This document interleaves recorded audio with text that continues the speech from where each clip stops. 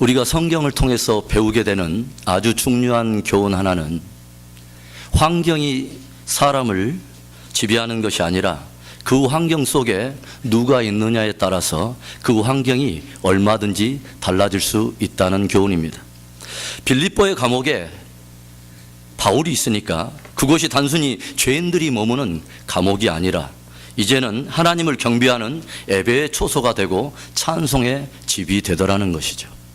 외로운 외딴섬 반모섬이었지만 그곳에 사도 요한이 있으니까 그것은 더 이상 죄인들을 가두는 유배지가 아니라 하늘의 계시가 열리는 영광의 초소가 되더라고 하는 것이죠. 어떠한 신앙의 공동체 안에, 어떠한 교회 안에 어떠한 사람들이 있느냐, 어떤 성도들이 있느냐에 따라서 단지 사람들이 모여서 교제를 즐기는 그런 모임의 차원을 훨씬 넘어서서 이제는 하늘의 불을 가진 강력한 증인의 공동체요, 어두운 세상에 길을 제시하고 한 시대의 변화와 부흥을 일으키는 복음과 선교의 기지가 되더라고 하는 것이죠. 위대한 복음의 역사가 일어나는 길목에는 항상 위대한 사람들이 있었습니다. 항상 부흥이 오는 바로 길목에 그 부흥이 올 때는 그 부흥을 준비하는 사람들이 있었다고 하는 것이죠.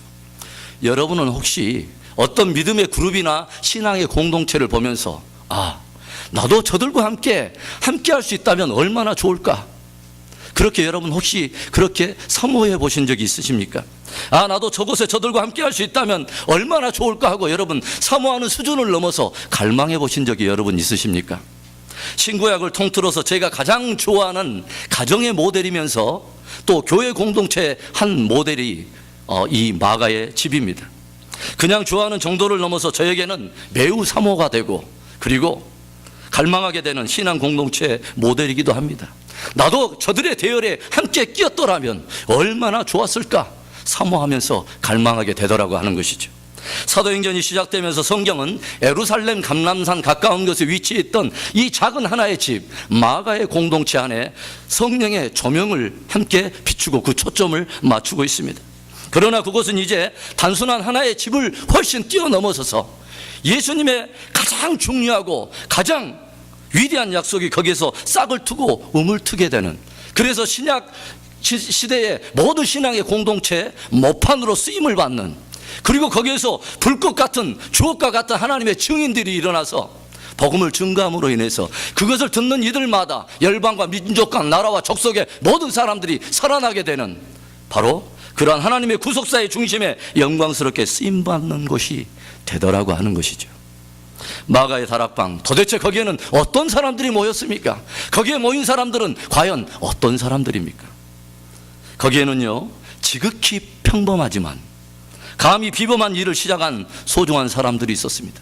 지극히 평범하지만 감히 붙들 수 없는 소중한 꿈을 가지고 비전을 붙든 아주 놀라운 사람들이 있었어요.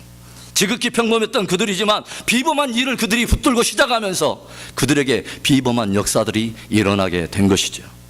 우리 은혜비전교회와 온 성도들의 각 가정에 오늘 마가의 다락방에 있었던 이 위대한 역사들이 다시 한번 재현되고 다시 한번 다 경험하고 저와 여러분도 이 세대에 주님께서 일으키시는, 그분이 친히 일으키시는 변화와 부흥의 주역으로 쓰임받는 은혜가 있기를 주의 이름으로 축원합니다.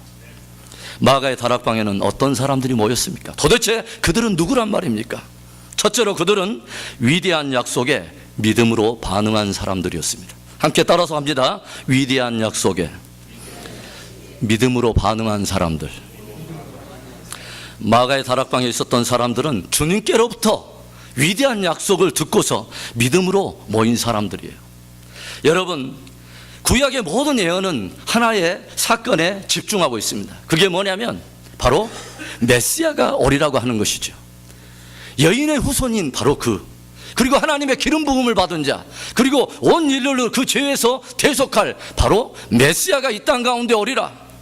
그 어깨에는 정사를 메었고 그 이름은 기묘자라 모사라, 전능하신 하나님이라, 영존하신 아버지여, 평강의 왕이라. 이 놀라운 하나님께서 감히 우리와 같은 육체를 입으시고 이 땅 가운데 아기의 모습으로 오시리라고 하는 것이 바로 구약의 전체적인 핵심 메시지인 것이죠. 메시아가 오리라. 온 인류를 살리실 그 죄 가운데 하나님과 다 뻐그러지고 다 깨져버린 그 모든 것들을 다시 회복시킬 화목제물로 오실 바로 그 아기의 모습으로 그가 임마누엘, 그가 우리 가운데 오시리라. 이게 구약의 핵심적인 메시지예요. 그래서 여러분, 이 놀라운 구약의 애언을 다 담아서 사복음서가 출발하는 바로 그 소두에는 바로 오시리라 한 그 메시아가 태어날 애언되어 있는 유대 베들레헴의 모든 성경의 관심이 집중되어 있는 것을 우리는 알게 됩니다. 그런데 우리는 이것도 알고 있어요. 하나님께서 온 인류를 위해 보내실 그 메시아에 관한 약속을 수많은 선지자들과 수많은 사람들을 통해서 알려주시고 애언하시고 들려주셨지만, 진정 그 위대한 약속을 붙들고 유대 베들레헴에 찾아와 초림의 예수 그리스도를 맞이했던 사람들은 극히 소수의 믿음의 사람이었다는 것을 우리는 그 사실도 알고 있습니다. 복음서의 소두가 오실 초림의 메시아에 초점을 기울였듯이 사도행전에 접어들면서 성경은 어떤 하나의 사건에 다시 심혈을 기울이고 주의를 집중하고 바로 초점을 또 맞추고 있습니다. 그것은 바로 이제는 성령의 강림의 사건입니다. 성령이 오신다는 것입니다. 예수님께서 십자가에 돌아가시고 사흘 만에 부활하셔서 이 땅 가운데 40일을 체류하시면서 제자들과 함께 나누었던 가르침의 핵심은 무엇이냐? 바로 성령의 강림과 하나님의 나라에 대한 주제를 강연하셨습니다. 성부 시대에 이어서 이제는 복음서의 성자 시대를 뛰어넘어서 이제 우리 가운데 성령 하나님이 오시리라 하는 이 성령의 시대를 선포하고 있는 것이죠. 사도행전 1장 4절의 말씀을 우리 함께 봅니다. 사도와 같이 모이사 저희에게 분부하여 가라사대 예루살렘을 떠나지 말고 내게 들은 바 아버지의 약속하신 것을 기다리라. 요한은 물로 세례를 베풀었으나 너희는 몇 날이 못되어 성령으로 세례를 받으리라 하셨느니라. 아멘. 예루살렘을 떠나지 말고 아버지의 약속하신 것을 기다리라. 너희는 몇 날이 못되어 성령을 받으리라. 우리 한번 따라해 봅시다. 너희는 몇 날이 못되어 성령을 받으리라. 약속의 성령이 오신다는 것이죠. 드디어 성부시대, 성자시대에 의해서 성령의 시대가 오신다는 것이죠. 이 사건이 인류를 구속하기 위한 그 하나님께, 그분 자신에게 얼마나 중요한 사건입니까? 그리고 이 약속을 받는 교회들과 성도들에게 성령의 강림의 사건은 얼마나 중요하고 얼마나 위대한 또 약속입니까? 너희는 몇 날이 못되어 성령으로 세례를 받으리라. 약속의 성령이 오시리라. 부활 이후에 계속해서 주님께서 제자들에게 하나님의 나라를 이루는 데 있어서 성령의 역할이 얼마나 중요한가를 가르치시면서 이 성령의 강림을 약속하셨는데, 주님께서 마지막 승천하기 직전에도 이 말씀으로 제자들을 도전하는 것을 우리는 보게 됩니다.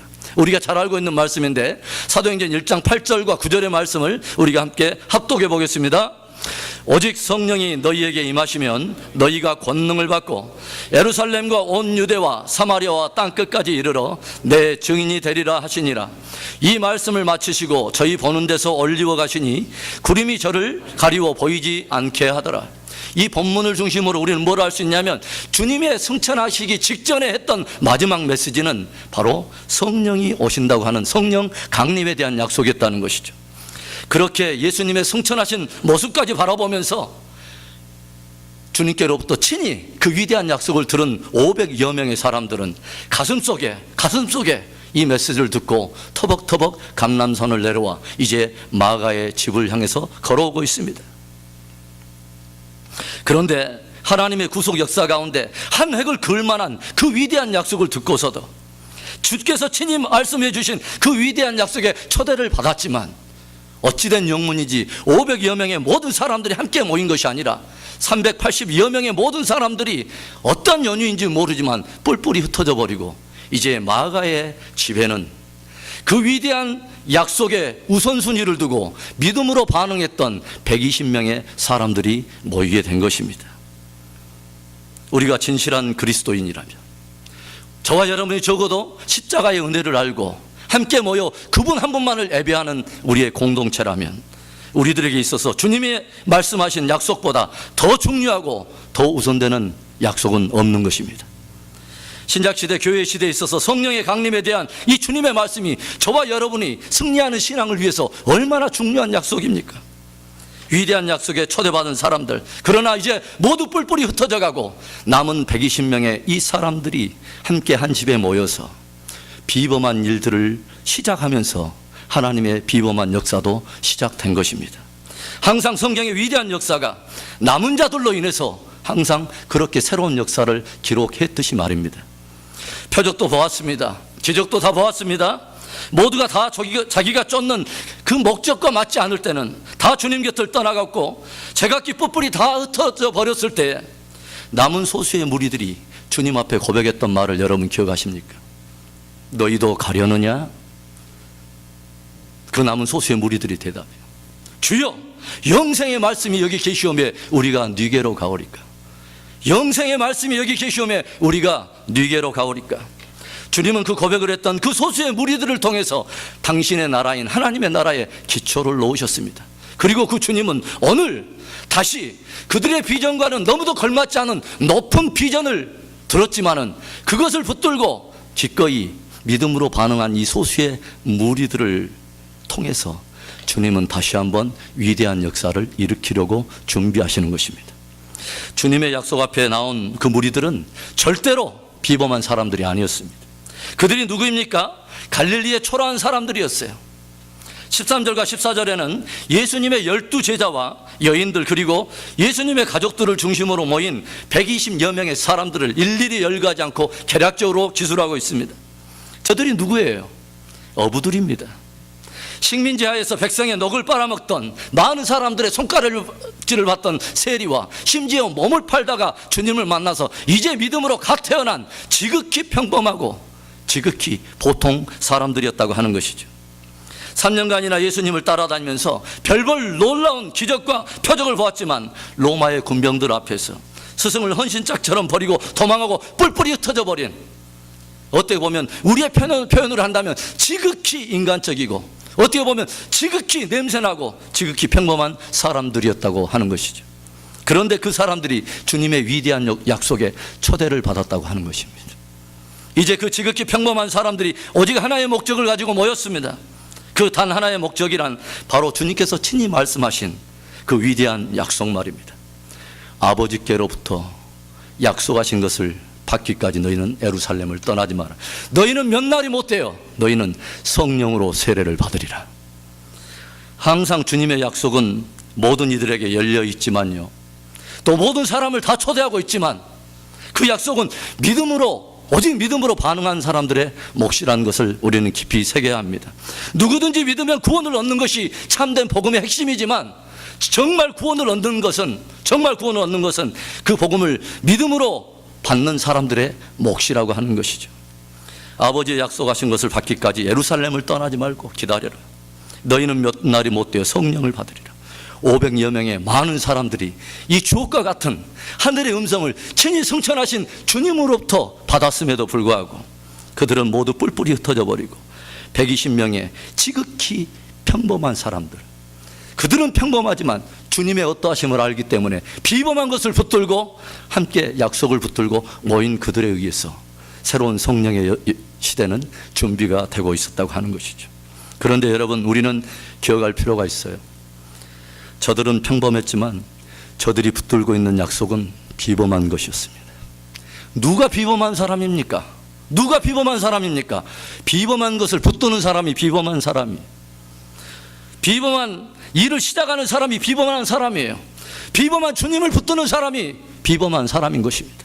사랑하는 성도 여러분, 오늘도 주옥과 같은 하나님의 약속과 말씀들은 하늘을 문으로부터 예배 드릴 때마다, 우리가 주님 앞에 무릎 꿇을 때마다 우리에게 주옥과 같이 쏟아지고 있습니다.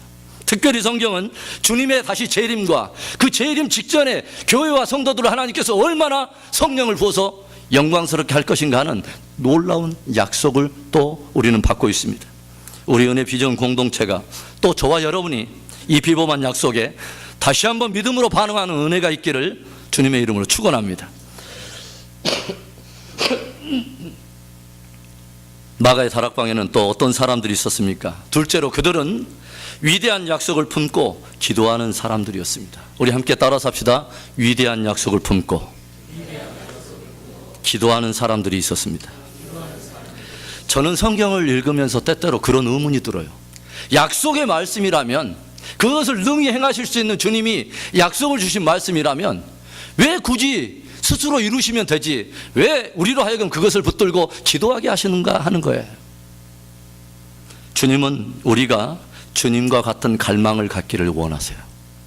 갈망하며 기도할 때 우리는 주님이 왜 그 일을 하기를 원하시는가 하는 그분의 마음을 알게 되고 그 동일한 열정으로 우리는 점점 이끌림을 받게 되는 것입니다. 주님께서는 지금 아주 평범한 사람들에게 하나님 수준의 높은 약속을 지금 주고 계시는 것이죠. 갈릴리의 초라한 사람들에게, 베다니의 초라한 여인들에게, 그리고 그렇게 장담하다가 두려움 때문에 스승을 버리고 3번이나 자기를 부인했던 그 제자에게, 뿔뿔이 흩어졌던 그 지극히 평범하고 인간 냄새가 풀풀 나는 그러한 사람들에게 주님은 하나님 수준의 높은 약속을 지금 던지고 계시는 것이죠. 너희에게 성령이 임하리라. 성령이 임하면 너희가 권능을 받고 예루살렘과 유대와 사마리아 땅끝까지 이르러 너희는 반드시 증인이 되고야 말리라. 너희 스스로는 단 한 번도 나는 그러한 인생을 살아볼 수 없을 거야 라고 생각했던 바로 그 수준의 존귀하고 비범한 인생을 너희들은 반드시 살게 될 거야. 주의 성령이 임하면 그러한 비범한 삶을 너희는 살게 될 거야. 어찌 보면 갈릴리 사람들이 품기에는 너무도 벅찬 꿈이었어요. 감히 넘볼 수 없는 비전이었어요. 그러나 그것을 말씀하시는 그분이 누구인 걸 알기에 그들은 그 약속을 붙들었던 것입니다. 그리고 간절히 기도하기 시작합니다. 그분의 꿈을 꾸고 그분의 언어를 말하면서 그분이 왜 이 말씀과 약속을 주실 수밖에 없는가, 이 말씀을 받는다고 하는 것은 무엇을 의미하는가 깊이 생각하면서 어느덧 기도 속에 주님이 하셨던 그 말씀은 그들의 소망이 되고 그들의 간절한 열망이 되고 그들의 간절한 비전이 되면서 저들은 전심으로 부르짖기 시작합니다. 14절의 말씀입니다. 여자들과 예수의 모친 마리아와 예수의 아우들로 더불어 마음을 같이하여 전혀 기도에 힘쓰니라. 사람들이요, 너무 황당한 약속을 받잖아요. 나에게는 도저히 걸맞지 않는 그러한 약속을 내가 누구인가부터 이렇게 듣게 되면 사람들은 서로의 두 가지에 상반되는 반응을 하게 돼요. 옆에 분들에게 이렇게 한번 인사해 보세요. 완벽하십니다. 한번 해보세요. 시작. 이분 나가는데 마음이 안 움직이죠? 다시 한 번만 더 이렇게 인사해 보세요. 거룩하십니다. 시작. 예, 말을 하면서도 하시는 분도 마음이 좀 껄쩍지근하고 들으면서도 괜히 낯을 어떻게 두기가 굉장히 민망한 그러한, 사람들이 자기애와 걸맞지 않는 높은 수준의 약속을 받게 되면 어떤 반응들이 벌어지냐면 먼저는 자포자기하는 것입니다. 내가 내 꼬라지를 아는데, 내가 나를 아는데 성령은 무슨 성령, 내가 나를 잘 아는데, 나는 형편 낙가무라상이라는 걸 아는데 그런데 거룩은 무슨 거룩, 증인은 무슨 증인, 그것은 사도들의 몫이야, 그건 바울이나 되니까 구약의 선지자들의 몫이야, 이것은 사역자들이나 이것은 해당하는 말씀이야, 이렇게 생각하면서 아예 포기해버리고 아무런 반응을 하지 않는 거죠. 왜냐하면 자기의 어떠함을 너무도 잘 알기 때문이죠. 그러나 또 다른 반응 하나는 내가 나를 알기 때문에 너무나 황당한 약속이지만, 내가 나를 알기 때문에 아무리 생각해도 나와는 전혀 조화되지 않는, 걸맞지 않는 약속이지만, 그러나 약속을 하고 있는 그분이 어떤 분이를 알게 그분을 신뢰함으로 믿음으로 반응하는 것입니다. 그래서 기도라는 반응은요, 철저하게 나의 어떠함에 의존하는 것이 아니라 그분의 어떠함을 신뢰하면서 나아가는 믿음의 반응인 것이죠. 히브리서 11장 6절의 말씀 여러분 잘 알고 계시죠? 우리 함께 암송해 볼까요? 시작. 하나님께 나아가는 자는 반드시 그가 살아계신 이심과 자기를 찾는 자들에게 상 주시는 이심을 믿어야 할지니라. 아멘. 여러분 기도를 어떻게 정의하십니까? 저는 오늘 본문을 통해서 기도를 이렇게 정의하고 싶어요. 따라서 해봅시다. 기도란 평범한 사람들이 비범한 약속을 붙들고 간구하는 것입니다. 기도란요, 지극히 평범한 사람이 비범한 약속을 붙들고 간구하는 것이 기도입니다. 지극히 평범한 사람들이 감히 비범한 것을 품는 거예요. 평범한 수준에서는 도저히 일어날 수 없는 것을 감히 품을 수 있는, 우리가 품고 기도할 수 있는 유일한 이유 하나가 있다면 주님이 그것을 말씀하셨기 때문이에요. 약속의 근거가 주님이시기 때문에 그래요. 기도를 통해서 그분의 수준의 믿음을 우리가 갖게 되는 거예요. 나는 안 되지만 그분이 약속하셨기에, 그분이 어떤 분인가를 알기에 그분이 이루신다는 것이죠. 여리고를 들어서는 길목에 두 소경이 앉아 있어요. 매일처럼 구걸하기 위해서죠. 그런데 왁자지껄하는 사람들의 소리가 들리면서 이 두 소경이 귀가 번쩍 뜨이더니 물어요, 옆에 있는 사람에게. 지금 어떤 일이 일어나고 있습니까? 옆에 있던 사람이 알려줍니다. 나사렛 예수라고 하는 사람이 지금 오고 있어. 그러자 이 두 소경의 반응이 어떠합니까? 갑자기 이들의 눈은 활짝 열리지 않았지만 갑자기 표정이 달라지면서 간절히 부르짖습니다. 뭐라고? 다윗의 자손 예수여, 다윗의 자손 예수여, 우리를 불쌍히 여겨주소서. 다윗의 자손 예수여, 우리를 불쌍히 여겨주소서. 여러분, 왜 이 두 소경이 지금 예수님을 부르고 있는 것일까요? 왜 저들이 한 번도 만나보지 못한 바로 예수라고 하는 바로 그분을 왜 저들이 간절히 구하고 간절히 지금 찾고 있는 것일까요?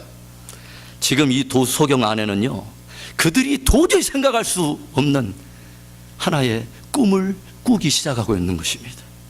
이 소경은 도저히 생각할 수 없는 비범한 것을 지금 꿈을 꾸고 있는 거예요. 자연의 섭리 속에서 우리가 육체가 가지고 있는 한계 안에서는 도저히 일어날 수 없는 그러한 비범한 일을 감히 꿈을 꾸고 있는 것이죠. 우리에게서는 그런 일이 일어날 수 없지만 다만 그분의 어떠하심 때문에, 그분의 권능의 말씀이 어떠한 것을 알기에 그분이 말씀하신다면 우리 안에 창조주의 영광이 말씀으로 역사하셔서 그분의 말씀으로 모두 천지를 만물을 창조하셨던 그분의 영광이 그 아들 안에 있어서 그 예수 그리스도가 나에게 말씀하신다면 나는 이룰 수 없는 그것을 주님은 이루신다고 하는 믿음이 생긴 것이죠. 그러자 주님이 와서 물었습니다. 내가 너희에게 무엇을 해주기를 원하느냐? 이때 두 소경이 성경에는 기록되지 않았어요. 눈시울이 붉어져요. 그리고 주님을 바라보면서 이렇게 외칩니다. 주여, 우리가 보기를 원하나이다. 주여, 우리가 보기를 원하나이다. 얼마나 놀라운 말씀입니까? 주여, 우리가 보기를 원하나이다. 그 말은 곧 주님은 우리를 보게 하실 수 있는 구원의 주가 되십니다. 이때 주님이 뭐라고 말씀하세요? 내가 원하노니 너희가 나음을 입을지어다. 내가 원하노니 너희가 나음을 입을지어다. 주님의 주옥과 같은 약속들은 그분의 수준에서 주신 높은 것이기 때문에 어떻게 보면 지금 평범한 우리들이 감당할 수 없는 것일 수도 있어요. 그러나 그 위대한 약속에 초대받은 사람들이 우리의 어떠함 때문이 아니라 그분의 비범함 때문에 믿음으로 기도하기 시작할 때 주님은 우리 안에서 비범한 역사를 일으키시는 것입니다. 성경에 나오는 믿음의 사람들은 처음부터 비범한 사람들이 한 사람도 없었습니다. 기도라는 비범한 일이 한 사람을 비범한 인물로 빚어내기 시작한 것입니다. 지극히 평범한 갈릴리 사람들은 이제 자기들은 꿈꿀 수 없고 자기들은 상상할 수 없었던 엄청난 약속이었지만 믿음으로 구하기 시작합니다. 주님의 약속이기 때문에 반드시 주님은 이루실 거야. 내가 어떠하면 상관없이 주님께서 죄인을 부르어서 값없이 구원을 주신 것처럼 이 약속도 오직 은혜로 시작한 그 약속이라면 나에게 은혜로 값없이 주실 거야. 간절히 간구하기 시작해요. 그리고 마침내 오순절에 이르렀을 때 평범한 그들에게 비범한 역사는 일어나고야 말았습니다. 마침내 주님의 약속대로 성령이 임한 거예요. 마가의 다락방에는 그 위대한 약속을 붙들고 기도하는 소중한 사람들이 있었습니다. 마음을 합하여 전혀 기도에 힘쓰니라. 저는 우리 은혜 비전교회 모든 가족들이 이 말씀을 깊이 새겼으면 좋겠어요. 모일 때마다 마음을 같이하여 전혀 기도에 힘쓰니라. 사역자들이 모일 때마다 마음을 같이하여 전혀 기도에 힘쓰니라. 남녀 전도회들이 모일 때마다 마음을 같이하여 전혀 기도에 힘쓰니라. 구역마다 모일 때마다 기도에 집중하고 마음을 같이하여 기도에 힘쓰니라. 만일 우리들이 이렇게 기도라고 하는 방법을 이 오늘 소중한 사람들처럼 기도라고 하는 그것을 우리가 가장 우선순위에 두고 기도라는 것을 우리가 결정하기 시작한다면, 그리고 거기에 헌신하게 되면 우리의 공동체 안에는 어떤 일이 벌어질까요? 우리의 가정 안에는 어떤 일이 벌어질까요? 우리 각 구역 안에는 어떤 일이 일어날까요? 주옥과 같은 하늘의 약속들이 기도를 통해서 풀어진다고 하는 것은 놀라운 신비요 은혜인 것입니다. 기도하는 사람들이 하늘의 그 놀라운 약속의 성취를 본다는 것은 놀라운 신비요 은총인 거예요. 그러기에 우리들은 평범하지만 우리가 기도하기 시작할 때 우리는 비범한 사람들이 되는 거예요. 은혜 비전교회가 진실로 주님께서 세운 교회고 그분이 교회의 머리 되심을 여러분 믿습니까? 그리고 정말 주님이 우리 교회를 통해서 선한 일을 이루기 위해서 거룩한 부흥을 주시기를 여러분 사모하십니까? 그렇다면 우리들은 평범하지만 우리의 작은 무릎의 헌신을 통해서 기꺼이 마가의 다락방에 이 놀라운 기적을 재현해서 다시 우리 시대에 맛보게 하실, 넉넉히 이루실 그 주님 앞에 기도에 헌신하며 저와 여러분이 그렇게 위대하게 쓰임받는 은혜가 있기를 주의 이름으로 축원합니다. 마가의 다락방의 사람들은 어떤 사람들이었습니까? 셋째, 마지막으로 위대한 약속의 성취를 누리는 사람들이었습니다. 또 따라 해봅시다. 위대한 약속의 성취를 누리는 사람들. 우리는 사도행전을 읽어가면서 과연 성령이 임하게 되면 그 공동체 또 각 개인에게 어떤 일이 일어날 수 있는가, 어떤 일이 일어나야 하는가 하는 놀라운 일을 우리는 보게 돼요. 우리가 복음서를 읽으면서 마지막 모든 사복음서의 마지막은 선교 명령으로 끝이 나는데 그 선교 명령을 제자들이 받을 때만 해도 우리 마음속에는 온통 우구심으로 가득 찼습니다. 왜일까요? 과연 복음은 땅끝까지 증거될 수 있을까? 과연 하나님의 나라는 완성될 수 있을까? 과연 그 갈릴리의 초라한 사람들, 저 사람들이 로마 대제국의 엄청난 핍박 속에서 과연 주님의 말씀대로 땅끝까지 이르러 증인되는 것이 가능할까? 그리고 그 초라한 사람들을 붙들어서 그들을 선택해서 그들에게 위대한 사명을 맡기시고 모든 것을 위탁하신 주님의 결정은 과연 옳은 것인가? 그분은 과연 지혜가 있는 분인가? 우리는 온통 우구심을 갖게 돼요. 그러나 2장에 접어들면서 우리가 가졌던 우구심은 다 깨져버리고 평범한 인생 위에 성령의 강림이 이루어질 때 어떤 일이 일어날 수 있는가를 우리가 바라보면서 신비로움과 경외로움에 우리는 압도를 당해버립니다. 우리 2장 1절 말씀입니다.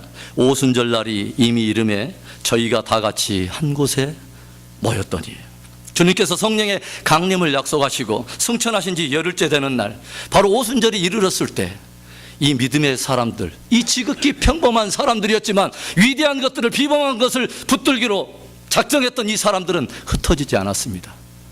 열흘이 지났는데 마음을 같이하여 전혀 기도에 힘쓰니라. 어느 때까지요? 약속의 성취가 주어질 때까지. 그리고 오순절이 이르렀을 때 주님의 위대한 약속을 붙들고 기도하는 자들에게 어떠한 일들이 일어났습니까? 2절부터 4절, 우리 공동체 안에 이런 일들이 일어나기를 우리가 간절히 사모하면서 2절부터 4절의 말씀을 합독하겠습니다. 시작. 호련히 하늘로부터 급하고 강한 바람 같은 소리가 있어 저희 앉은 온 집에 가득하며 불의 혀같이 갈라지는 것이 저희에게 보여 각 사람 위에 임하여 있더니 저희가 다 성령의 충만함을 받고 성령이 말하게 하심을 따라 다른 방언으로 말하기를 시작하니라. 아멘. 저들이 흩어지지 않고 주옥과 같은 하나님의 약속, 평범한 그들이었지만 반드시 이 말씀을 하신 그분이 비범한 분이기 때문에 우리 가운데 이루시겠다 하면 그분은 이루시는 분이기 때문에 반드시 이루실 거야. 흩어지지 않고 간절히 기도했을 때, 오순절이 이르렀을 때 드디어 something, 무엇인가 비범한 일이 일어나기 시작했어요.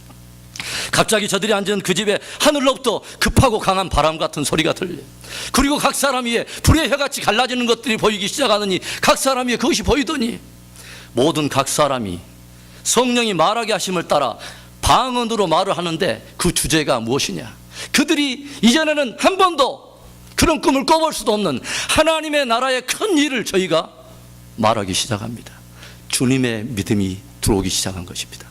우리로서는 할 수 없는 그것을 성령이 우리를 강권해서 주님의 수준으로 우리를 붙들기 시작한 것입니다. 저들은 더 이상 평범한 사람들이 아니었어요. 저들은 더 이상 평범한 사람들이 아니었어요. 하늘의 언어를 가진 자요, 하늘의 권능을 힘입은 자요, 하늘의 권능으로 옷을 입은 자들이 되었어요. 그들은 성령의 권능을 받은 증인이요, 세상이 감당할 수 없는 비범한 인물들이 되어버렸어요.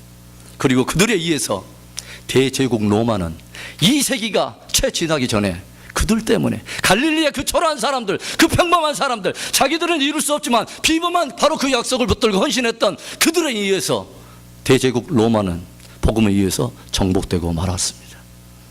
그 작은 계집종 앞에서 두려워 예수님을 3번이나 부인했던 바로 그 사람은 담대히 권능에 사로잡혀서 로마 병정들이 바라보고 있는 이 회중들 앞에서 복음을 증거하고 예수를 증거함으로 인해서 3,000명이 죽게 돌아오고 5,000명이 죽게 돌아오게 하는 초대교회의 수장으로 쓰임을 받고 다니는 곳곳마다 성령의 불을 던지는 자로 쓰임을 받다가 마지막 초계와 같이 자기의 목숨을 십자가에 거꾸로 매달음으로 인해서 다른 사람은 도저히 이루어질 수 없다고 상상할 수도 없었던 땅끝까지 이르러 복음의 증인의 삶을 성령이 이루어내고야 말았습니다. 로마 병정들 앞에서 벌벌 떨면서 뿔뿔이 흩어져 버린 제자들은 각 대륙과 도시들에 성령의 불을 던지면서 사역하다가 모두가 주님 가르친 그 길 뒤따라서 순교로 하나님께 영광을 돌렸습니다. 우리의 의구심은 다 깨져버렸습니다. 우리의 의구심은 다 깨져버렸습니다. 우리는 평범하지만 주님의 비범함 때문에요. 다 깨져버렸습니다. 내 생에 그런 일이 있을까? 그렇게 일어날 수 있을까? 우리 공동체에도 그런 일이 일어날 수 있을까? 바로 그 비범한 일이 지극히 평범한 장소인 마가의 다락방에서 지극히 평범한 사람들에 의해서 이루어질 수 있었다면 다시 그 동일한 길을 따라 우리가 함께 마음을 같이하여 전혀 기도에 힘쓰니라 위대한 약속을 붙들고 우리가 헌신하게 될 때 우리 안에서 동일한 비범한 역사는 반드시 일어나고 말 것을 저는 확신합니다. 만일 지극히 평범한 자들, 실수와 모순투성이었던 저들 안에서도 하나님께서는 그렇게 위대한 일을 이루어내실 수 있었다면 그분은 저와 여러분을 오늘 왜 붙들지 않겠습니까?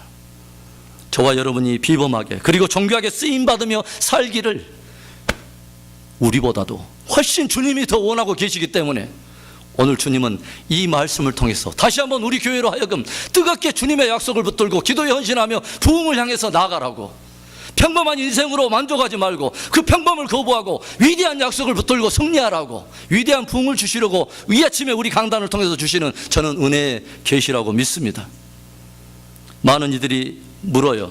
오늘날에도 과연 성령의 역사는 있는가? 오늘날에도 과연 성령은 역사하는가? 그러나 진실로 우리가 먼저 물어야 할 것은 나는 과연 갈망하는가? 나는 과연 비범한 역사에 쓰임받기를 갈망하는가는 그것을 물어야 돼요. 그리고 과연 그렇다면, 과연 그 갈망이 내 안에 있다면 우리는 위대한 약속을 붙들어야 하는 것입니다. 그리고 그 위대한 약속을 붙들고 우리는 기도해야 하는 것입니다. 그렇다면 어제나 오늘이나 영원토록 동일하신 성령은 우리에게 임할 것입니다. 우리를 붙드실 것입니다. 오늘 마가의 다락방이 우리에게 주는 교훈이 있어요. 위대한 부흥은 절대로 비범한 사람들로 시작되지 않았다는 거예요. 지극히 평범한 사람들, 지극히 평범한 사람들, 어떻게 보면 다른 사람들에게 지탄받고 오히려 그렇게 인간미가 펄펄 나는 그런 지극히 평범한 사람들이 우리에게서는 이룰 수 없는 그것이지만 그분의 비범함 때문에 바로 그 약속을 붙들기 시작하면서 그 하나의 목적을 가지고 모인 사람들, 그리고 일심으로 그것을 기도하는 사람들, 바로 그들에 의해서 약속의 성취는 누려지고 하나님의 부흥은 오고야 만 것입니다. 오늘 마가의 다락방에서 일어났던 그 위대한 역사가 여러분의 가정마다, 구역이 모일 때마다, 전도회가 모일 때마다, 우리 믿음의 공동체가 모일 때마다 동일하게 있어서 마지막 시대를 우리에게 바톤을 넘기시고 우리에게 마지막 주자로 뛰어가기를 원하시는 그 주님의 거룩한 약속을 반드시 성취하여 하나님께 영광 돌리고야만 하는 복된 저와 여러분 될 수 있기를 주의 이름으로 축원합니다. 기도하겠습니다.